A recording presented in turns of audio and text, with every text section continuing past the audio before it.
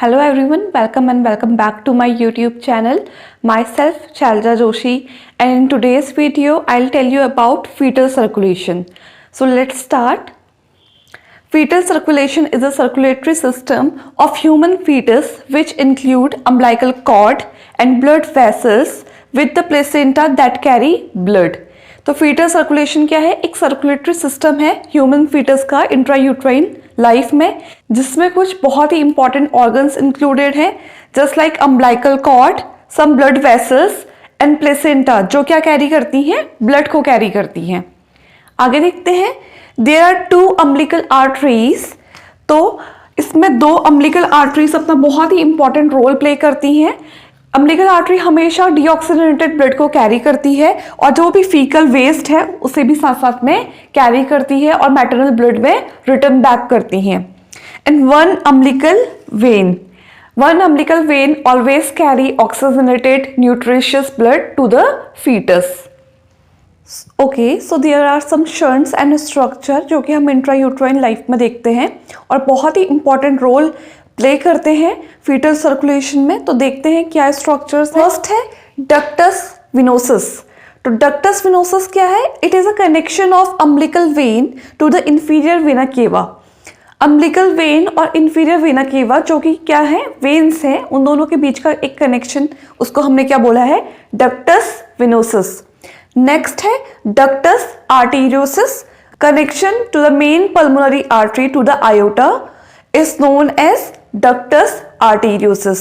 Pulmonary artery and aorta both are arteries और इनके बीच में जो कनेक्शन होता है उसे हम क्या बोलते हैं? ductus arteriosus. Next is foramen ovale. Foramen ovale is an anatomical opening between the right and left atrium. Heart के राइट और लेफ्ट एट्रियम के बीच में एक ओवल शेप की ओपनिंग बन जाती है जिसे हम क्या बोलते हैं? Foramen Oval. Next is hypogastric artery. Hypogastric artery is a branch of descending aorta. After that, umbilical vein. As I tell you before, umbilical vein is a vein which carry oxygenated blood. So let's see these structure and shunts in the diagram. So let's see the structure and shunts जो अभी मैंने आपको explain किए थे. This is placenta and this one is umbilical vein जो कि oxygenated blood को carry करती है. अम्बिलिकल वेन जब इंफीरियर वेना केवा से कनेक्टेड होती है, इंफीरियर वेना केवा जो कि एक वेन है उसके साथ अम्बिलिकल वेन जब कनेक्ट होती है तो उसे हम बोलते हैं डक्टस विनोसस. नेक्स्ट बात करते हैं right atrium and left atrium की. राइट एंड लेफ्ट एट्रियम के बीच का ये जो पार्ट आप देख रहे हैं, opening part, this is known as foramen ovale. Pulmonary artery और पल्मोनरी ट्रंक जब आयोटा से कनेक्टेड होती है तो उसे हम बोलते हैं ductus arteriosus. After that aorta जब डाउनवर्ड आता है उसे हम डिसेंडिंग आयोटा बोलते हैं और आगे जाके हमें डिसेंडिंग आयोटा की 2 ब्रांचेस देखने को मिलती हैं. डिसेंडिंग आयोटा की ये दोनों ब्रांचेस फिर से 2 ब्रांचेस में डिवाइडेड होती हैं, इंटरनल और एक्सटर्नल. इंटरनल ब्रांचेस जिसे कि हम इंटरनल इलियक आर्टरी भी बोलते हैं, जाके अम्बिलिकल आर्टरी को बनाती हैं या फिर फॉर्म करती हैं और इसे ही हम क्या बोलते हैं? इन दोनों को hypogastric artery. Let's see the foetal circulation. Umbilical vein carry highly oxygenated blood to foetus body. Foetus body के अंदर जाते ही आप देख सकते हैं अम्बिलिकल वेन 2 ब्रांचेस में डिवाइड हो जाती है. एक ब्रांच को हम पोर्टल साइनस बोलते हैं जो कि लीवर को ब्लड सप्लाई करती है और आप देख सकते हैं कि ये जो ब्लड है ये हाईली ऑक्सीजनेटेड ब्लड है. तो सबसे ज़्यादा 100% ऑक्सीजनेटेड ब्लड लीवर को मिलता है. दूसरी ब्रांच है वो आगे जाके इंफीरियर वेना केवा से कनेक्ट होती है. इनसे हम बोलते हैं डक्टस विनोसस, मतलब अ कनेक्शन बिटवीन 2 वेन्स. तो ये आप कनेक्शन देख सकते हैं. इंफीरियर वेना केवा ब्लड को कैरी करके राइट एट्रियम में लेके जाती है. राइट एट्रियम है और आप बीच में देख सकते हैं foramen ovale between 2 atriums, right and left atrium के बीच की ओपनिंग. तो जैसे कि मैंने आपको बताया कि राइट एट्रियम में इंफीरियर वेना केवा ब्लड ले आई और यहाँ पे एक ओपनिंग है जिसकी वजह से ब्लड कहाँ चला गया, लेफ्ट एट्रियम में चला गया। में जाने के बाद ब्लड लेफ्ट वेंट्रिकल में आया, लेफ्ट वेंट्रिकल से सीधे आयोटा कनेक्टेड होता है, तो ब्लड कहाँ चला गया, आयोटा में चला गया। आयोटा की ब्रांचेस निकलती हैं, जैसे कि आप 3 ब्रांचेस ऑफ असेंडिंग आयोटा देख सकते हो, जो कि हेड, अपर एक्सट्रीमिटीज और नेक को ब्लड सप्लाई करती हैं। Inferior vena cava carry deoxygenated blood from the upper extremities and upper portion of the foetus, और ये ब्लड आ जाता है राइट एट्रियम में। राइट एट्रियम से ये ब्लड जाता है राइट वेंट्रिकल में। जैसे कि मैंने पहले बताया, already oxygenated blood right atrium में पहुंचा था बाय इंफीरियर वेना केवा, तो यहाँ पे राइट वेंट्रिकल में ब्लड मिक्स्ड होता है। राइट वेंट्रिकल में आप देख सकते हैं मीडियम मतलब मिक्स ब्लड है, जिसमें oxygen as well as carbon dioxide दोनों मिला हुआ है। एंड आफ्टर डैट यहाँ से पल्मोनरी आर्टरी इस ब्लड को ले लेंगी। पल्मोनरी आर्टरी में ब्लड जाते ही ये कहाँ जाएगा, लंग्स में जाएगा। देखिए 2 ब्रांचेस निकल रही हैं, राइट एंड लेफ्ट साइड। लेकिन मैं आपको बता दूं, इंट्रायूट्राइन लाइफ में फीटस का लंग्स कोलैप्स होते हैं, वो प्रॉपर वर्किंग कंडीशन में नहीं होते हैं। लेकिन लंग्स को भी अपने फंक्शंस, लंग्स को मैच्योर होने के लिए ब्लड का कुछ अमाउंट चाहिए, इसीलिए कुछ अमाउंट ऑफ ब्लड लंग्स तक जाता है, कुछ ब्लड सप्लाई लंग्स तक होती है। लेकिन जितना ज़्यादा अमाउंट इसमें आप देख रहे हैं, उतना ज़्यादा अमाउंट लंग्स को नीड नहीं है।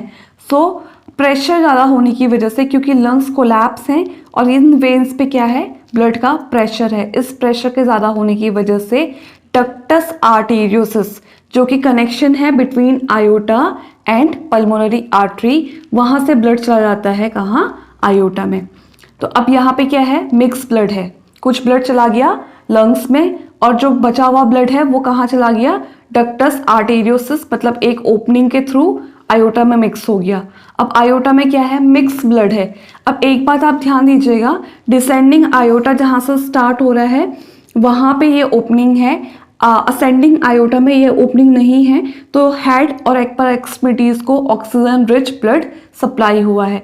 अब देखिए डिसेंडिंग आयोटा मिक्स ब्लड को कैरी करता है, और मिक्स ब्लड को कैरी करके आप नीचे देख सकते हैं डिसेंडिंग आयोटा की 2 ब्रांचेस निकलती हैं। तो इन दोनों ब्रांचेस के भी फिर से 2 सब ब्रांचेस निकलती हैं, जिसे कि हम इंटरनल और एक्सटर्नल इलियक आर्टरी बोलते हैं। तो आप देख सकते हैं इंटरनल इलियक आर्टरी ये है और ये भी इंटरनल इलियक आर्टरी है, and these 2 are external iliac artery. आगे जाके जो हम अम्बिलिकल आर्टरीज बोलते हैं, इन्हीं दोनों आर्टरीज में से एक एक ब्रांच जो निकलती है वो फिर से कहाँ जाती है, अम्बिलिकस में जाती है, और मिक्स ब्लड फिर से प्लेसेंटा में जाता है, और ये सर्कुलेशन ऐसे ही चलता रहता है। अब देखते हैं venous return. Venous return superior and inferior vena केवा के थ्रू होता है।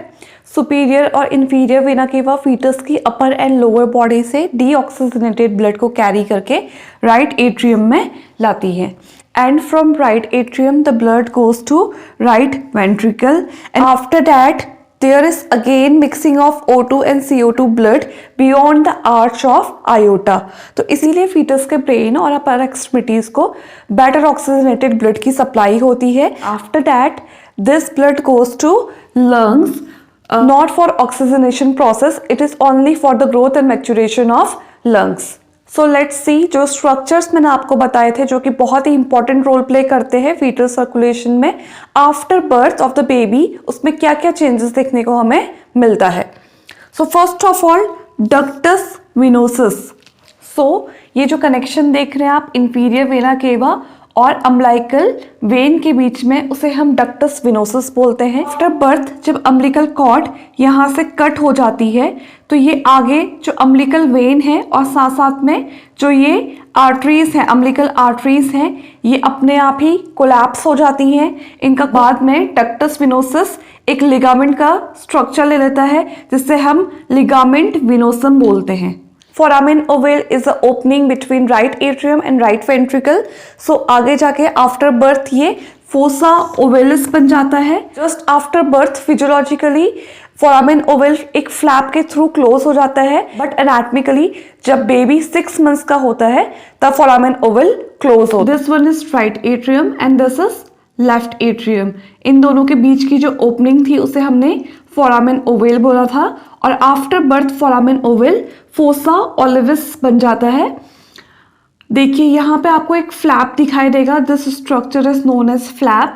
जब आफ्टर बर्थ जब बेबी क्राई करता है तो उस समय लंग्स एक्सपैंड होते हैं, पल्मोनरी आर्टरी से ब्लड लंग्स में जाता है और लंग्स एक्सपैंड होते हैं, जिससे कि गैसेस एक्सचेंज की प्रोसेस कंप्लीट होती है। And after that pulmonary veins oxygenated blood को कैरी करती हैं और लेफ्ट एट्रियम में लेके आती हैं। लेफ्ट एट्रियम में ब्लड का प्रेशर ज़्यादा होने की वजह से ये फ्लैप क्लोज हो जाता है। हम कह सकते हैं कि physiologically foramen Oval at birth close हो जाता है, बट जैसे कि मैंने आपको बताया फोरामेन मंथ ऑफ एज में प्रॉपर एनाटॉमिकली क्लोज होता है। Let's see the next one, ductus arteriosus. Ductus arteriosus is a connection between two arteries, means a connection between pulmonary artery and aorta. Ductus arteriosus after birth ligamentum arteriosum बन जाता है, जो कि एक तरीके का ligament structure है. As I tell you before, after cord clamping, the umbilical vein and the umbilical artery both are collapsed or fused. तो umbilical vein बनता है ligamentum teres और hypogastric arteries बनती है ऑब्लिक्टेरा हाइपोगैस्ट्रिक आर्टरी। नेक्स्ट बात करते हैं कार्डियक आउटपुट की। तो during fetal life cardiac output 350 ml per kg per minute होता है। Following birth cardiac output 500 ml per minute होता है। The normal heart rate is 120 to 140 beat per minute. I hope my video is helpful for you, so please share my video and also suggest me some topics for next video.